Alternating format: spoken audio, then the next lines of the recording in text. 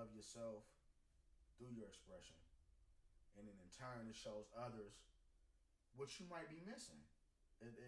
If you listen to somebody's song, it'll tell you a lot about them. It sure will, especially mine. You just gotta pay attention, and once you start getting to know people, you might not get it right off the rip, but after you have a few conversations with somebody, and then some of the shit that they be saying in their songs, I get it now. Come here, man. I love you, dog. You know what I'm saying? It unlock a whole new level to the type of relationship that you can build with somebody. When somebody's telling you who they are, pay attention. Don't be on no sucker shit. Don't second guess it. Don't take an A and B conversation all the way to Z, because real niggas leave you right where you had us fucked up at every single time. It never fails. So, just accept it and love it, because that's the ultimate form of love, is expression. I'm gonna show you. Like, if you get in a relationship with somebody, for like the first 3 to 6 months, they're going to show you how they want to be loved. How they do that is the activities y'all do. How they engage you while you're doing the activities. You know what I'm saying? When somebody really wants to get to know you on a real intimate level, like when a motherfucker walk up to me and be like, I need to pull your birth chart. Oh, you trying to know some shit. You know what I'm saying? You trying to really learn some shit. You know what I'm saying? So, in my eyes, a lot of other things are just gonna be surface level. Yeah, you can be around a motherfucker long enough, you know how they rotate, how they operate, what makes them tick, what makes them talk, what makes them do, and what makes them not. You know what I'm saying? But bars. But throughout the whole process, you still gotta pay attention. And a lot of people's love tanks is so just empty and negative. They so broke they couldn't pay attention. Right. So, one of the things. Say that again. One of the two things that really helped me capture really solidifying relationships is, a couple books. The first one I read that kind of opened my eyes up was 5 Love Languages. I didn't know nothing about that shit. You know what I'm saying? So, they also got the love languages for kids and all that. You got kids, read that. What is your love language? Read that book. My number one, my top is quality time. Mine is acts of service and quality time. Yeah. So it goes quality time, words of affirmation, and acts of service. Those are my big 3. But now how I've tied that in to learning myself on an astrological level, it made perfect sense. You know what I'm saying? So that's why I always tell people there's a message in the stars that's specific. Exactly. And you know what? You singing that, you can call I call my mom right now, and Mama, what's my favorite song that you used to sing me when I was a little kid? And it's Twinkle Twinkle Little Star. And we connect them dots now. That's why that was my favorite song, because there's a message that's unique to every individual in the stars, in the sky, at all times. So, that's why it's important. Put your natal chart. It'll tell you things about yourself that you would have never figured out through counseling, through adventure, through anything. So, it's all knowledge of self, and it's relative. So, Mr. Austin, you have done a whole lot of talking by yourself on this talk show today. Okay. What I want to ask you is relative to music. Okay. Again. How do you feel about For the Culture? How do I feel? And the blood of Nat Turner. Columbus, Ohio. For the Culture, it's amazing because it's like it's not just, culture is based off family. So I think it has cultivated a family. You can't tell me one individual that is a part of this unit that couldn't call on another individual in this unit and we not give them direct access to what they need at the time. Right. It's really culture to family. And then, it's one thing when you start up a cipher and you got a cat that, only been doing this for a little bit, so they're not as good. You know what I'm saying? You got cats that's just off the chain amazing. There's really none of that. You can't take anything away from anybody involved. I mean, everybody's music is just so unique and absolute and powerful. You know what I mean?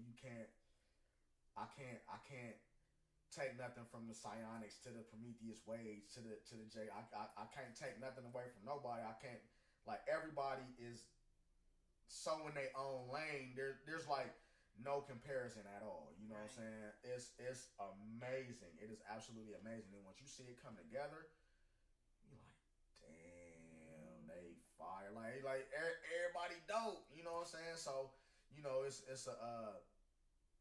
it's a unity there that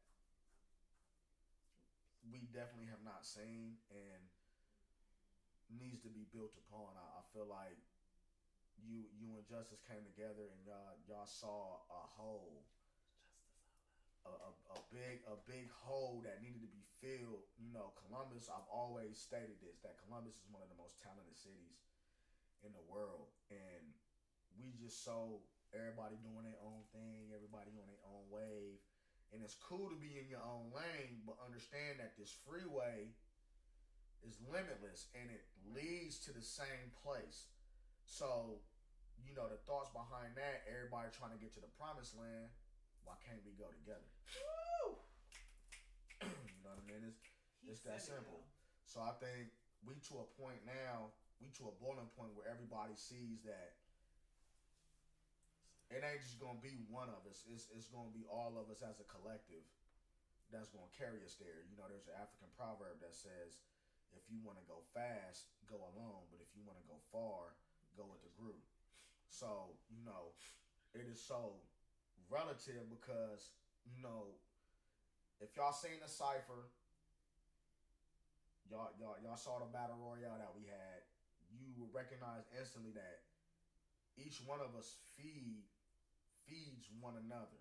Right. So, in essence, iron sharpens iron. So, we basically take one person's momentum and we've been able to build off of that and carry on a holy note that just resonates and reverberates through this whole city. And what else is like that? You know what I mean? So it ain't, a bunch of people trying to start a new movement. No, this is the movement. Right. You know what I'm saying? There is no new movement. There's nothing new under the sun. This is what we should have been doing decades ago, centuries ago. You know what I'm saying? So it's good that this is coming into fruition now, and it's beautiful watching it unfold. You know what I'm saying? It really is, and I see characters in all of y'all. Facts, and it's amazing. You the silent storm. Yeah, I don't really be talking. Because when you show up, it is on and popping. I don't like to talk much. I like to do, that, and that's always been. I used to be worried about that a lot. You know what I'm saying? Because I don't really, you got inquisitive people that ask a million questions. I'm not that nigga at all. You know what I'm saying? I'm more of a let me get out in the field and work my hand, and if I have questions, then I start asking them later. And then what ends up happening is I figure out some slick shit, and then I don't ever ask no questions. But that's kind of been my thing. I come in on ground level, and I'll work the whole floor from the ground up. You know what I'm saying? I learned the game from the dirt. I go from the roots, and I go all the way to the top of the tree. Okay, next question I have for you. We about to wrap this up. Is it possible for a person who loves hip hop to take a break? Oh, of course. Of course. I mean, it's pertinent to take breaks. I mean, you go so long burning the candle on both ends, eventually them ends gonna touch, and then your light reverberates on so many different levels. We all burn out. We all get tired. You know, life start life and things happen, and other things become priority.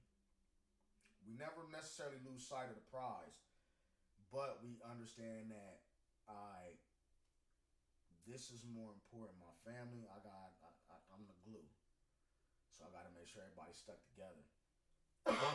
And then, I put the music on hiatus. But life is what enables you to make your songs more real. You know what I'm saying? Makes your message move people.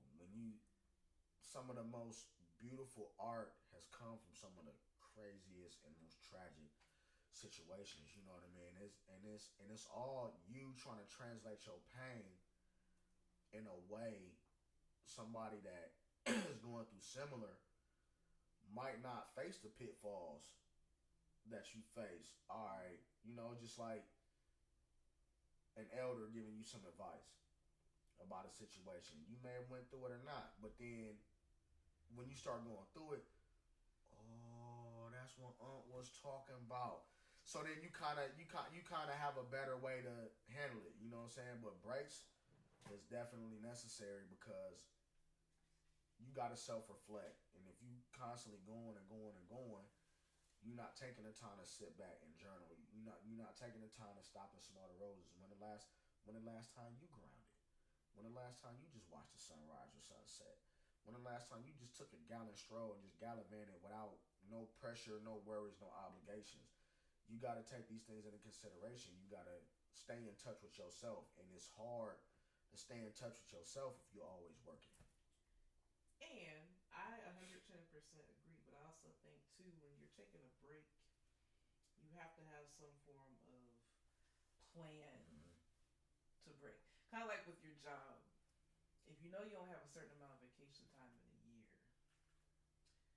you can't just be like, well, I'm going on vacation and not have a plan for it. So I feel like it's the same way with art. You got to be like, hey, if I need the time to get myself together mentally, spiritually, socially, emotionally, financially, whatever, you got to have some form of timeline on it. Because just like you said earlier, a lot of times it's not that we need to take breaks, it's we need to figure out a different way to channel what we're going through. Facts. And if you're feeling burnout and stressed out, whatever, that's your perfect time to write about that. Because so many people are going to relate to that. And you might be the key to making sure somebody else is getting through whatever they're going through. That's why journaling is definitely important. And I admit, I've been slacking. You know what I mean? But this thing right here is like a fortress. So I know. I heard you spit. I don't forget shit. It's not too much that I let slide. It be a lot of moments where you go through something and you come back and something just ding, and then you just remember some shit like, oh, this motherfucker think that.